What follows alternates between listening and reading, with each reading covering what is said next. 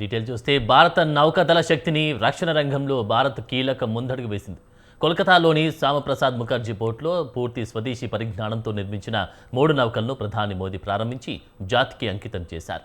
Stealth యుద్ధ నౌక దూనగిరి, భారీ సర్వే నౌక సంశోధక్, జలంతర్గామి విధ్వంసక నౌక అగ్రేలను ప్రధాని లాంఛనంగా ప్రారంభించారు.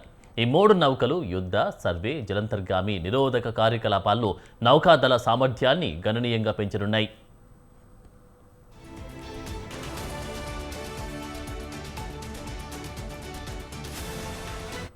రక్షణ రంగంలో ఆత్మనిర్భర్ భారత్ ప్రాముఖ్యతను మోదీ నొక్కి చెప్పారు. రక్షణ రంగంలో భారత్ ఇకపై కేవలం కొనుగోలుదారుగా మిగిలిపోదని స్పష్టం చేశారు. మన సైనిక శక్తి ప్రపంచానికి మార్కెట్గా మారకూడదని ఆయన స్పష్టం చేశారు.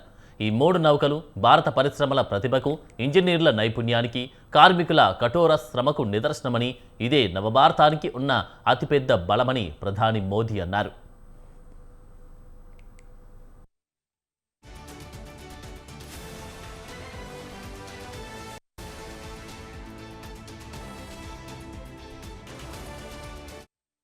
కొన్నేళ్ల క్రితం ఐఎన్ఎస్ విక్రాంత్ను జాతికి అంకితం చేసినప్పుడు సముద్ర శక్తిలో భారత్ కొత్త అధ్యయనాన్ని ప్రారంభించిందని గుర్తుకు చేశారు.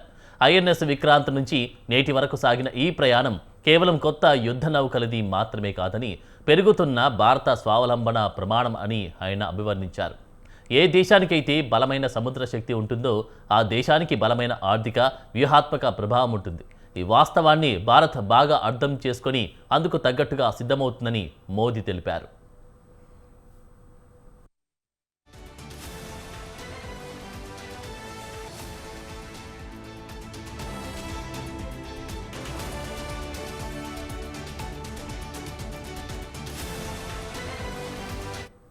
దూనగిరి అత్యాధునిక స్టెల్త్ యుద్ధ నౌక బ్రహ్మోస్ క్షిపణులు, మధ్యశ్రేణి గగనతల క్షిపణి వ్యవస్థ వంటి శక్తివంతమైన ఆయుధాలు, సెన్సార్లతో దీన్ని తీర్చిదిద్దారు.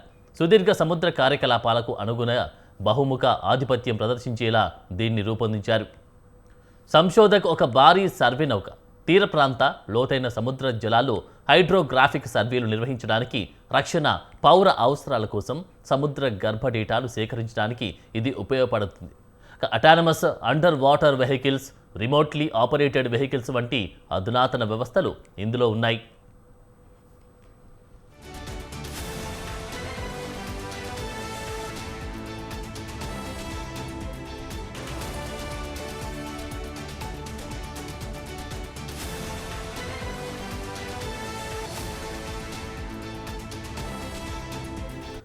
అగ్రే అర్నాల తరగతికి చెందిన జలంతర్గామి విధ్వంసక నౌక తీర ప్రాంత జలాల్లో శత్రు జలంతర్గాములను గుర్తించి నాశనం చేసేందుకు దీన్ని రూపొందించారు. తేలికపాటి టార్పేడోలు, స్వదేశీ రాకెట్ లాంచర్లు, అత్యాధునిక సోనార్ వ్యవస్థలు దీని ప్రత్యేకతలు.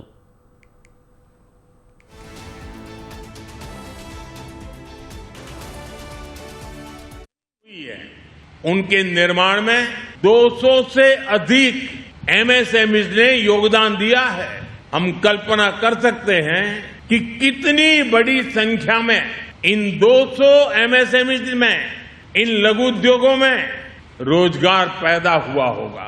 साथियों, अब समय आ गया है कि भारत समुद्री शक्ति के अगले चरण में प्रवेश करे.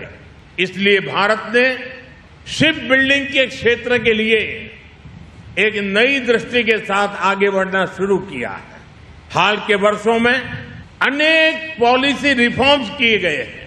घरेलू निर्माण क्षमता बढ़ाने के लिए विशेष कदम उठाए गए हैं और ship building, ship repair, ship recycling तथा एमआरओ को एक बड़े राष्ट्रीय मिशन के रूप में देखा जा रहा है.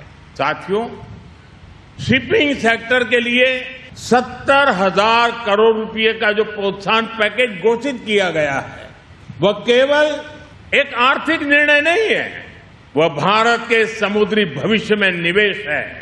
आज जिन 3 जहाजों की कमीशनिंग हुई है, उनके निर्माण में 200 से अधिक एमएसएमईज ने योगदान दिया है. हम कल्पना कर सकते हैं कि कितनी बड़ी संख्या में इन 200 एमएसएमईज में, इन लघु उद्योगों में रोजगार पैदा हुआ होगा.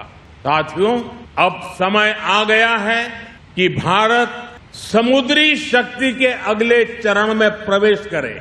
इसलिए भारत ने शिप बिल्डिंग के क्षेत्र के लिए एक नई